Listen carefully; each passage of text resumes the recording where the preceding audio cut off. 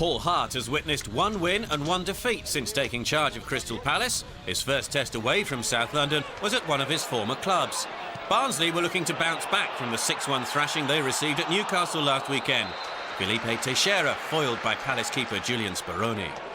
David Priest let in all 6 after coming on as a sub at Newcastle. He started in place of the suspended Luke Steele and did well to get down to Alan Lee's goal-bound header. Tykes forward Daniel Bogdanovic had his team's best chance after the break. Again, Speroni made the save as the goalkeepers came out on top.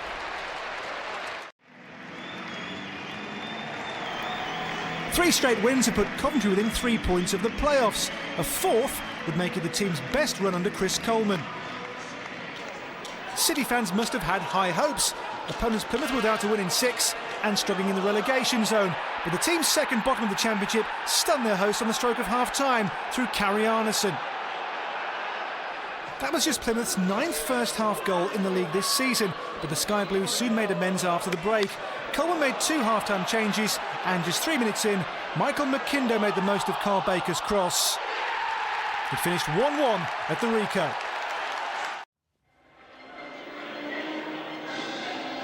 Derby's Robbie Savage was back in more familiar attire at the Keepmoat after taking over the goalkeeper's jersey in the week at Reading. Doncaster would have gone within 5 points of the playoffs if they'd won their midweek match at Preston. Billy Sharp missed a penalty in that game, but had a chance to make amends when he was fouled by Jake Buxton. This time Sharp kept his nerve, and he put Doncaster in front.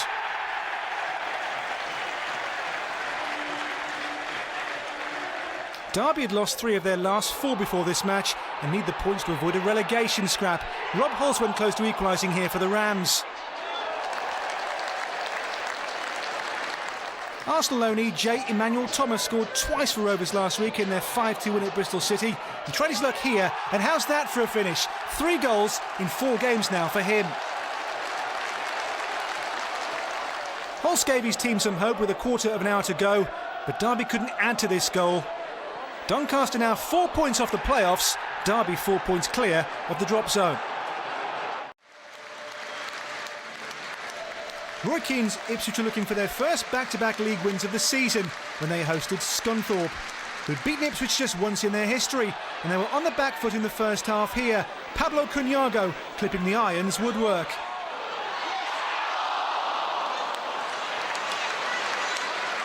Scunthorpe had lost their previous 3 away games before this one. They went close to going ahead through Paul Hayes, the ex-Norwich man denied by Brian Murphy. Cliff Byrne has seen red twice this season already, so the Scunny defender knew what was coming when he blocked Jack Colback's run halfway through the second half. That's Scunthorpe's 7th red card in the league this season. No team in the division has more draws than Ipswich's 17 this season. The odds on number 18 shortened when Damien Delaney took out Scunthorpe sub Jonathan Force. Referee Pat Miller evened up the numbers. So goalless going into the 3rd minute of stoppage time. Step forward 16-year-old Connor Wickham. On as a second-half sub, Wickham made the chance for himself. A day to remember. His first league goal takes Town 6 points clear of their relegation rivals. Since their 6-0 thrashing of Bristol City in late January, Dave Jones's Cardiff had lost 3 away league games in a row. A 4th at the Walkers Stadium would make it their worst run in 3 years. Leicester started the day just 2 points ahead of Cardiff in the playoff places, so a win here would give them some breathing space, and they were given the advantage inside half an hour. Martin Waghorn's 8th goal of the season. Paul Gallagher has been trying to forge a partnership with Waghorn in the absence of the injured Matty Fryatt. Gallagher tried the spectacular in the second half and wasn't too far away. Cardiff were grateful for the return from injury of top scorer Peter Whittingham. A fantastic save from Chris Wheel, though, condemned Cardiff to a 4th successive away defeat. A scurrying run which McDonald falls to the floor. Lee Mason shakes his head and says there's no foul. McDonald just trying to get away from Colaccini, and it looks, I think, on first viewing that he might have brought himself down. Let's have a look. Sort of clips his own heels, doesn't it? I'm sure just for a moment, Chris Hughton will have been a little concerned as McDonald tumbled to the floor. Guthrie trying to spread the play to Pancrat, and it does reach him. His first time attempt to find Carroll was hit too firmly. Here's Jonas Gutierrez. Now Nolan. Gutierrez. Lovely ball, finds Lovenkrands, who finds the back of Middlesbrough's net, and Newcastle are in front of their own supporters, who will savour the moment. Lovely move from Newcastle.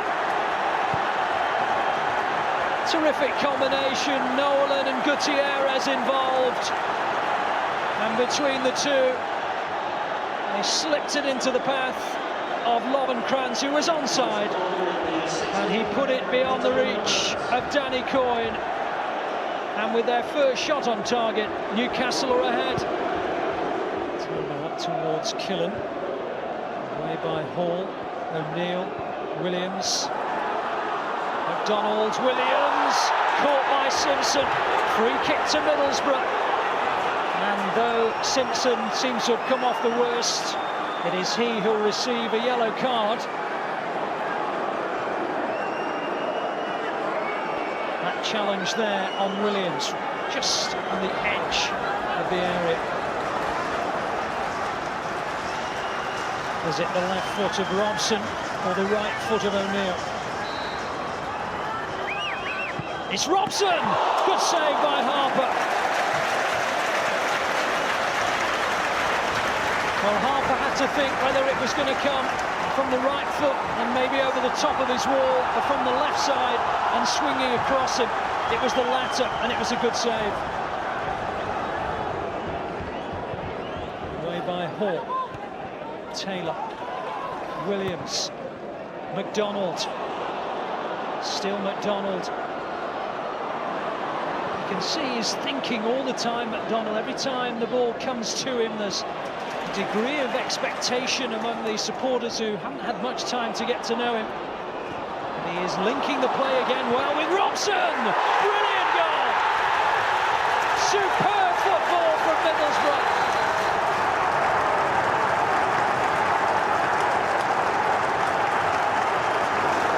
Nothing Harper could do. Look at McDonald involved once, twice, three times, and then Robson with a really sweet finish.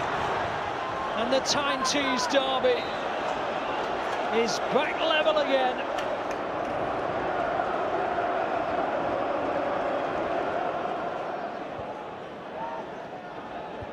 Williams forward, up towards Killen. Touched on to McDonald, and Harper came out quickly.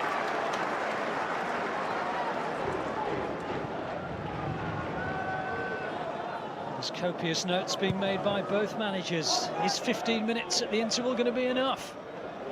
Lovenkrands, well, there's something for Gordon Strachan to note down. The simplicity with which Carroll helped the ball into the path of Lovenkrands. Look at this for Route 1. All the intricate play in the world. Well, you can't beat a knockdown, and a clever one it was as well. And Lovenkrands got the better of Carroll, but couldn't get it under his crossbar. And there's nothing like a derby game that ebbs and flows, and we've got one here.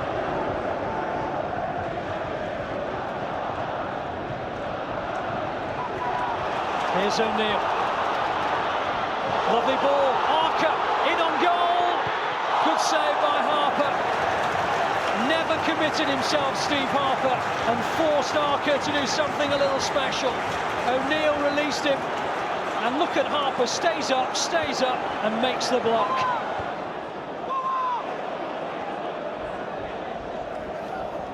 Norton, lovely play, brings in Robson. McDonald, Robson looked for the return and was impeded by Nicky Butt, and it's a free kick to Middlesbrough. Challenge by Butt that sent Robson to the floor.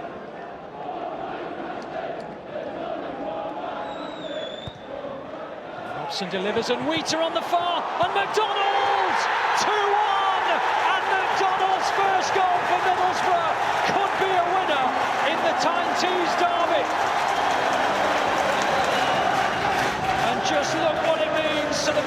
supporters. Robson's delivery. It was Killen that set up McDonald, and Middlesbrough make it 2-1. And McDonald, who played a part in the first, scores himself the second. Only Kadar, apart from Harper, inside Newcastle's half. Hall has come to join him. Nice ball, brings in Guthrie. Taylor, driven in, reaches Carroll! 2-2! Andy Carroll!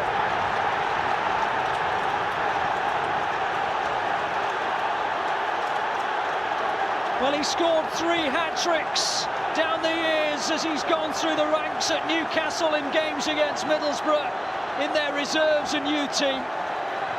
But none of those goals will be anything like as important as this one. Sliced it a little bit, but it found its intended target beyond the reach of Danny Coyne, and it is 2-2 at the Riverside. And for the 8th time in their last 12 meetings, the time-teased derby ends in a draw. Billy Davis's Nottingham Forest went into their match at Preston on a run of 4 consecutive away defeats. History didn't give them much of a chance of ending that run. You have to go back over half a century for Forest's last league win at Deepdale. And Preston were a goal up inside 20 minutes, thanks to Ross Wallace. Davis twice took Preston to the playoffs when he managed the Lilywhites, but this didn't look like it would be a happy return for the Forest boss when Chris Cohen was penalised for his challenge on Billy Jones. Callum Davidson making it 2-0. Forest were unbeaten away from home in the Championship until just before the end of January, when they lost at local rivals Derby. Since then, their form on the road has collapsed, and they were 3 down just after the half-hour mark. Matt James with that cracker, his second goal since a loan move from Manchester United. Preston seemingly in control, but the visitors were given a lifeline after the break. The same 2 players who had been involved in the first half penalty incident, but this time it was Jones fouling Cohen. And Dexter Blackstock pulled a goal back. 3-1 now.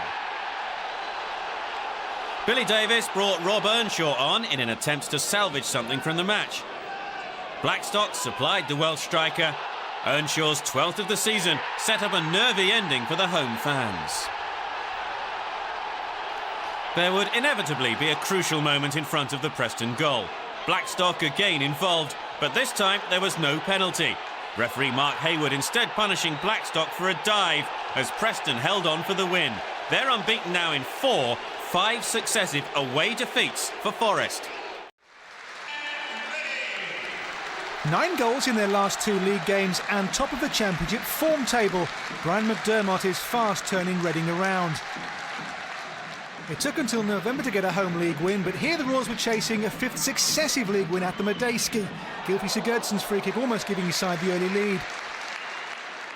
But the home fans didn't have to wait too long before they did go ahead. Just 12 minutes played when Joby McAnuff's pinpoint cross was met by the head of Sigurdsson.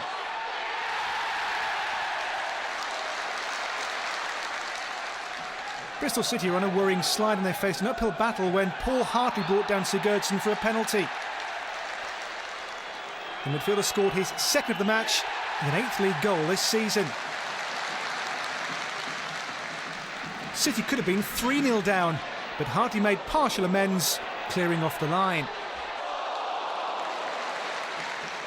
City's most impressive performer on the day, Jamal Campbell-Rice, almost pulled one back and he forced a mistake from Brynjar Gunnarsson, but couldn't find a way past Adam Federici.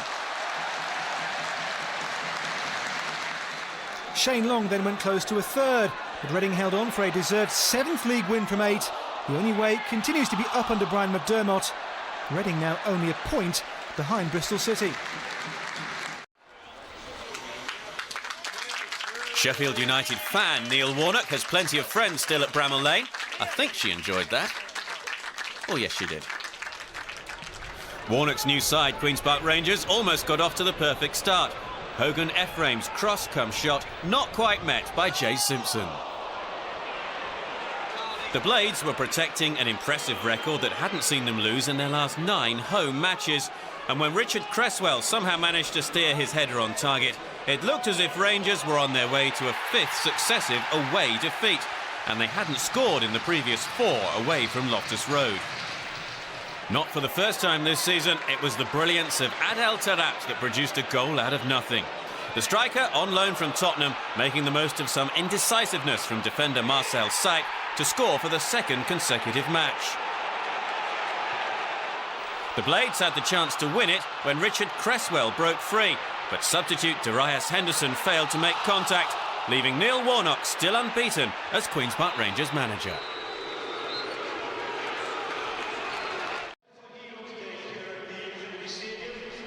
Paulo Sousa's Swansea find themselves 4th despite a baffling lack of goals this season. David Cottrell's ambitious effort, the closest Swansea came in the first half at the Liberty Stadium. Visitors Sheffield Wednesday were also restricted to long-range efforts.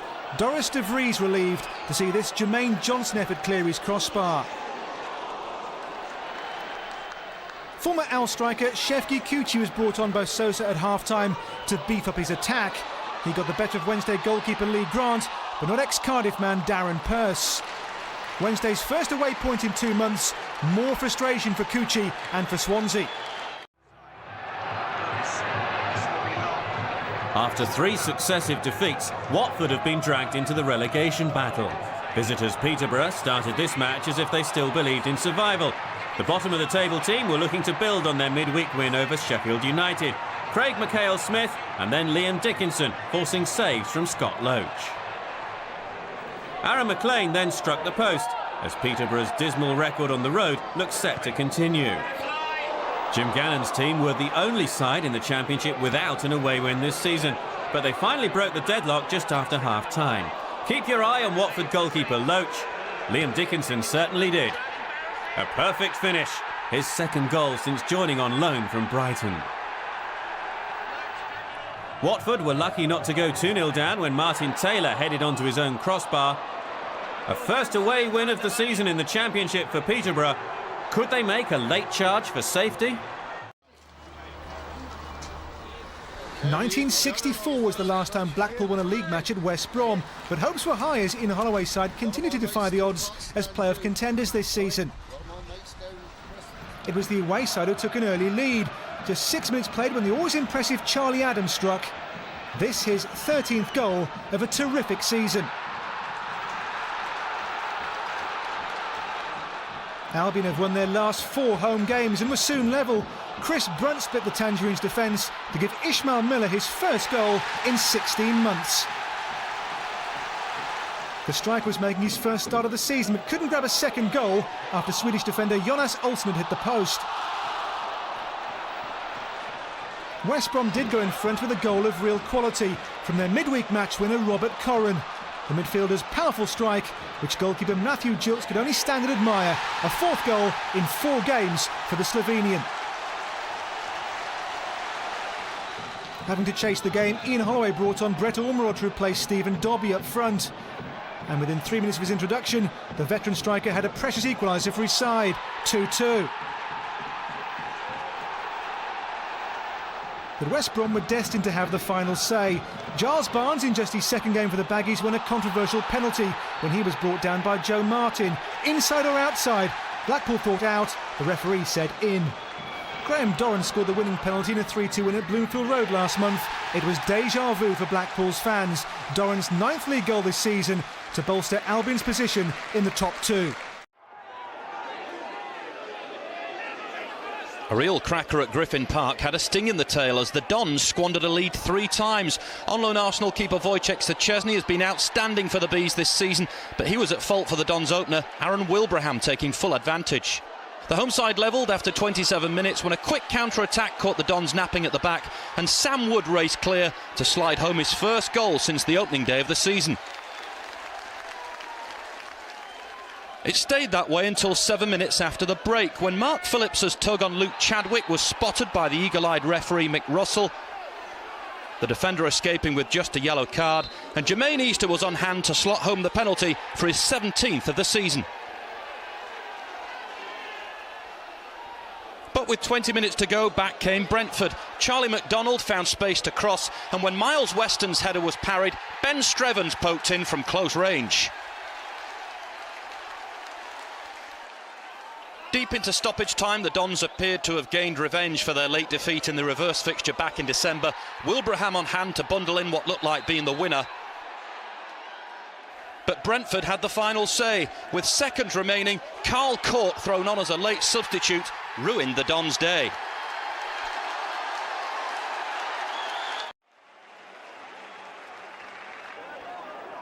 There's no place like home, unless you're a Brighton fan. This was the Seagulls' 11th defeat at the Withdean, the worst home record in League One. And the signs weren't good when Glenn Murray's header was cleared off the line by Gordon Greer. The Robins were winless in 3, a run which coincided with Charlie Austin losing his shooting boots. He hadn't scored in his last 4 outings. Both matters were put right on 69 minutes. JP McGovern with the layoff, Austin with his 14th of the season, Swindon back to winning ways.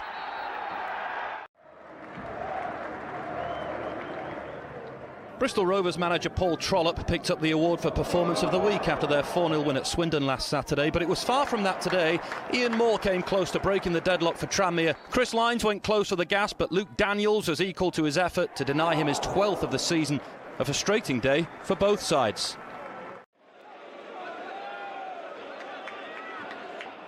Colchester arrived at Brunton Park looking to strengthen their position in the playoff pack against a Carlisle side who are milling around in mid-table. But it was the home side who nearly went ahead, Jason Price going close. That, though, came against the run of play as the visitors struggled to find a breakthrough. But they were given a helping hand just before half-time. Carlisle's Tom Taiwo, already booked for an earlier foul on Ian Henderson, brought down the same player to receive his marching orders for the second time this season. The 10 men held on until 66 minutes when Ben Marshall's clearance fell kindly for Clive Platt, who prodded home his first goal in 7 matches. The U's on course for only their second away win this year. But the home side were level almost immediately. Price, borrowed from Millwall this week, did the groundwork before setting up Stoke loanee Marshall to make it 1-1, the 18-year-old's second goal in Carlisle colours. And Price capped a memorable debut 5 minutes later. Richard Keogh supplied the cross as the Cumbrians picked up their first home win in 4. Colchester beaten, but they do remain in the playoff picture. Huddersfield hadn't tasted defeat at home since April, but the Canaries refused to be knocked off their lofty perch. They had to come from behind though, Neil Trotman heading home in the 3rd minute. The predatory instincts of Grant Holt have been crucial to Norwich's quest for promotion. Midway through the second half, he pounced on Wes Hoolahan's pullback to score his 27th goal of the season. 5 minutes later, Holt was in the thick of things again, beating the offside trap to tee up substitute Stephen Elliott for his first goal since joining on loan from Preston. Huddersfield did their best to grab an equaliser, but their playoff hopes were dented even further 5 minutes from the end. Elliott on target again as Paul Lambert's men took another giant step towards Championship football. Instead, Parkinson felt the need to issue an apology to Charlton fans after this lamentable showing. Darren Ward's header just before the break set Millwall on their way. The second half was either heaven or hell, depending on your South East London perspective. Chris Hackett's cross caused chaos, and Christian Daly was forced to slice the ball into his own net 16 minutes from time. And it was meltdown after that. Miguel Lera giving it away to substitute Neil Harris, who lofted the ball to Steve Morrison. He'd scored twice in the 4-4 draw at the Valley in December. He'd finished with another brace in this one too. The Lions rampant. Morrison's second completed the humiliation 9 minutes from time, his 5th in 3 games. Charlton's biggest defeat of the season, Millwall's 8th home win out of 9, closing the gap on their neighbours to just a point. On this evidence, it won't be long before they overtake them. Leyton Orient haven't exactly been breathing fire recently. No goals in their last 3, so this was a welcome return to form. Aaron Doran did all the hard work down the right-hand side. Sean Thornton had the easy part, tapping in the opener on 63 minutes. The same player made sure of the spoils 11 minutes later. Jonathan Tahoué and Scott McLeish couldn't keep their feet, but Thornton could. Orient stretching their unbeaten home run to 6 matches, while Walsall, without a win in 4, continued to slump. Just 7 points separated these two near the bottom of the table, and the home side started the quickest. Ruben Hazel heading home after Kieran Lee's free kick was flicked on. Referee Eddie Ilderton awarded a penalty 3 minutes before the break after spotting a Chris Taylor handball in the box. Matt Harrold stepped up to convert the penalty for his 10th of the season and put the Chairboys back on level terms.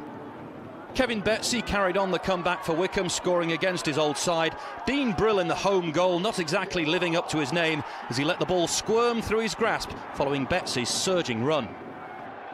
Just as it looked as though Wycombe would secure a vital 3 points, there was last-minute drama. Adam Hinshelwood was adjudged to have handled inside the area, and Pavel Abbott blasted in the penalty to nick a point and break Wycombe's hearts. Nearly 31,000 at St Mary's for what was a Premier League clash not so long ago. Just one goal in this one, and it came on 25 minutes. Ricky Lambert pulling it back for Jason Puncheon, who rolled it to former Leeds man Dan Harding, stealing in unmarked for a close-range tap-in. Saints were full value for their win, and it would have been even better had Radhi Jaidi's stab home been allowed to stand. Leeds, with only 2 wins from their last 8, manager Simon Grayson far from happy. Southend chairman Ron Martin isn't popular. Shrimpers fans blame him for the club's troubles on and off the field, and their mood won't have been soothed as Steve Tilson's men were held to a goalless draw against fellow strugglers Exeter, although Southend's Francis Laurent tested the agility of Exeter keeper Paul Jones. For the visitors, James Dunn's blast was tipped onto the bar by Steve Mildenhall, and Adam Stansfield's follow-up was ruled out for offside. Relegation now a strong prospect for both. More worryingly, Southend have just a month to pay their tax bill or face the consequences. If you can't beat Gillingham at home, you might as well pack it in. And that's how rock-bottom Stockport must be feeling after this frustrating no-score bore. Jamal Johnson had hopes of a penalty when he was sent flying. The referee wasn't interested, and sadly for the Hatters, Adam Griffin couldn't conjure a shot on target. And in case you're wondering why the Gills haven't managed to win on their travels all season, Jabba Wiberi's effort here probably tells you everything you need to know. Gavin Williams played the role of hero and villain as Yeovil cruised to victory over Hartlepool, who crashed to a 9th successive away defeat. More about Williams later, but the home side went ahead after 19 minutes. Peter Hartley handled Gavin Tomlin's corner, who then did the necessary from the spot, his 5th of the season. Now back to that man Williams, back for a second spell at Hewish Park. He announced his return in style 8 minutes before the break, lashing in an unstoppable free kick to double Yeovil's advantage. 5 minutes into the second half, he was the architect of their third, his clever lob catching out the unfortunate Sam Collins. It was all going so well until just after the hour mark when Williams' afternoon hit a sour note. This kick on Andy Monkhouse giving referee Stephen Rushton no option but to send our headline maker for an early shower. Still time for Yeovil to seal their biggest home win of the season though. A superb solo run from Dean Bowditch earned the Glovers a 3rd win in 4 games. Terry Skiverton's men now in the top half.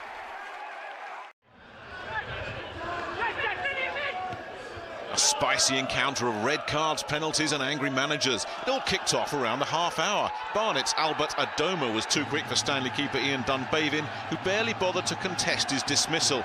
Dean Bouzanis, on loan from Liverpool, came off the bench just in time to fish John O'Flynn's penalty out of the back of his net. Barnet a man and a goal up and surely cruising. Well, no. The Bees have a rotten record at Underhill, and the 10 men drew level shortly before the hour mark. Phil Edwards with his first since Boxing Day. And 10 minutes from time, a second penalty and another sending off. This time Barnet's Clovis Camjo seeing red after tangling with Leicester loanee Billy Key. Edwards stepped up to put Stanley in front, but Barnet keeper Jake Cole had other ideas. But Key had the last word, smashing home a late winner, seemingly from an offside position. Key went completely loopy, but not as loopy as Barnet manager Ian Hendon, who was sent to the stands for his protests.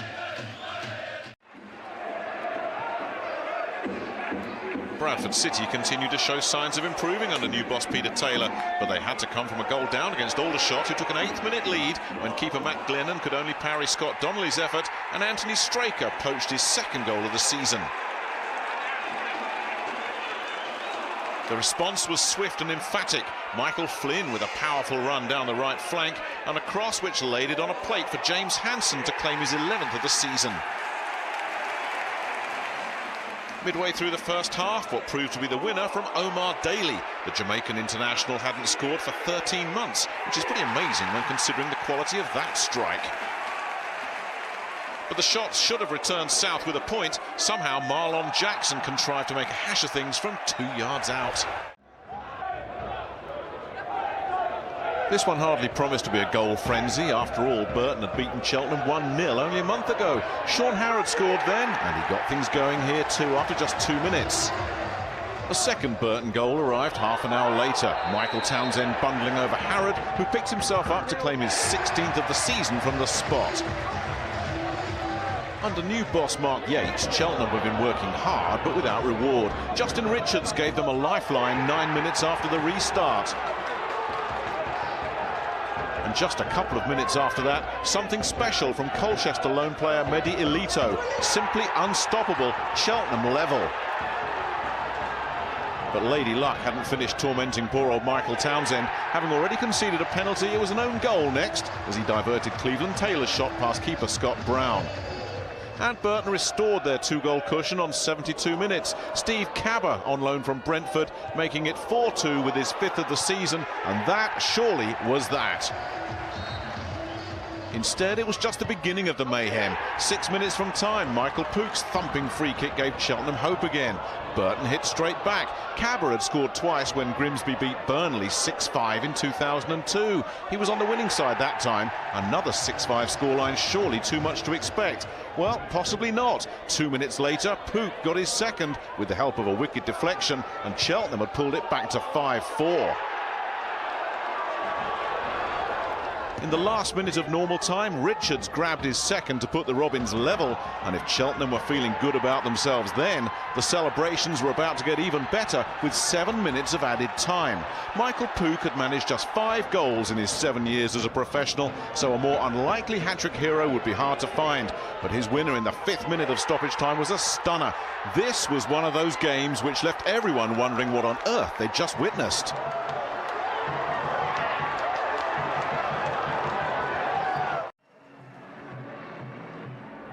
Port Vale are like Forrest Gump's box of chocolates. You never know what you're going to get. A month after losing 2-1 to Chesterfield at Vale Park, they gave their rivals an unexpected spanking. Robert Taylor starting the rout after 19 minutes. Things might have been different had the normally reliable Adam Rundle not spurned this glorious opportunity from Drew Talbot's cross. But that was as good as it got for Chesterfield, as Vale's Mark Richards then embarked on a goal-scoring masterclass. His first came just before the break, a perfect lob from an outrageous angle. And when those go in, most strikers think they can score from pretty much anywhere. And in the second half, that's more or less what Richards did. His second smashed home from the edge of the box 6 minutes after the restart. And the hat-trick completed as the home side granted him the freedom of their penalty area. Chesterfield keeper Tommy Lee didn't seem over-impressed with the quality of defending in front of him. Richards delighted with his first hat-trick in 6 years. Chesterfield's misery was compounded shortly before the end when Craig Davis, on loan from Brighton, was sent sprawling by Alan Goodall. The inevitable red card for Goodall, and Davis himself stepped up to complete Vale's napped hand. Inconsistent they may be, but Mickey Adams' side have won 3 out of their last 4, and their biggest win of the season has Port Vale poised menacingly on the fringes of the playoff picture. An important 3 points for Rotherham, who've been stuttering of late. Their away form is keeping them in the hunt for the automatic spots. So too is Adam Lafondra, who has the knack of being in the right place at the right time. His 26th of the season, enough to settle this contest in the capital.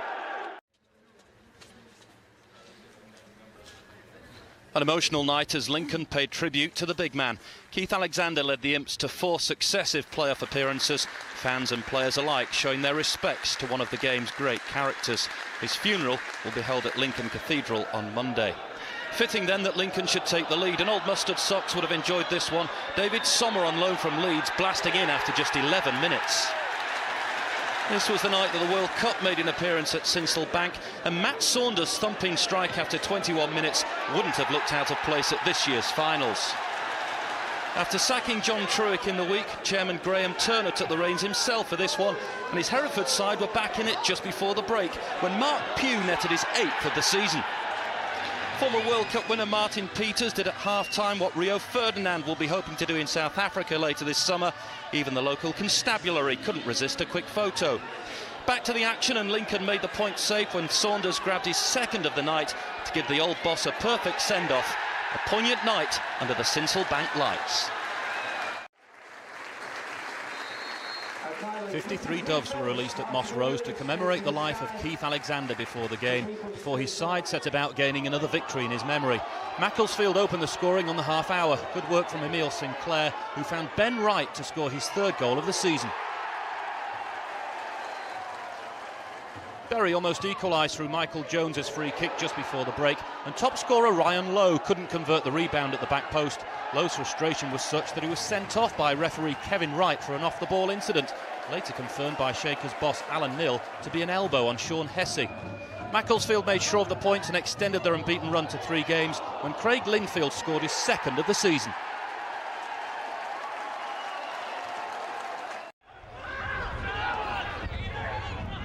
Morecambe's management team of Sammy McIlroy and Mark Lillis signed new extended contracts this week, and their side had their noses in front when Paul Mullin rose to meet Simon Hackney's centre, Mullin's 9th goal since arriving from Accrington earlier this season. But the Mariners hauled in the Shrimps. Good work on the left from Joe Widowson allowed Michael Coulson to beat Barry Roach. This one finished as it did at Blundell Park in December, 1-1 the final score. Northampton manager Ian Sampson has promised a strategy of all-out attack for the rest of the season in a bid to clinch a playoff spot, and the strategy certainly worked against cellar dwellers Darlington. In-form striker Adebayo Akinfenwa rattled the bar, and Middlesbrough lone player John Johnson put away the rebound on 20 minutes, setting up another one of those weird goal celebrations. 6 minutes before the break, it was 2. A Liam Davis corner wasn't cleared, and Abdul Osman struck again. The Ghanaians second in as many matches. The Cobblers claiming their 4th win in a row, and the playoffs now a real possibility.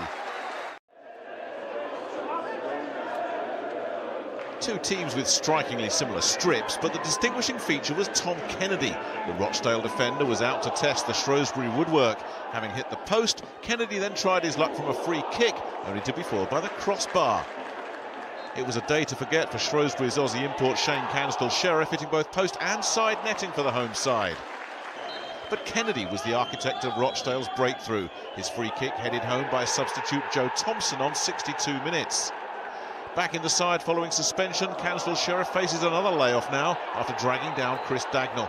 The Shrews running out of steam, Rochdale pressing on.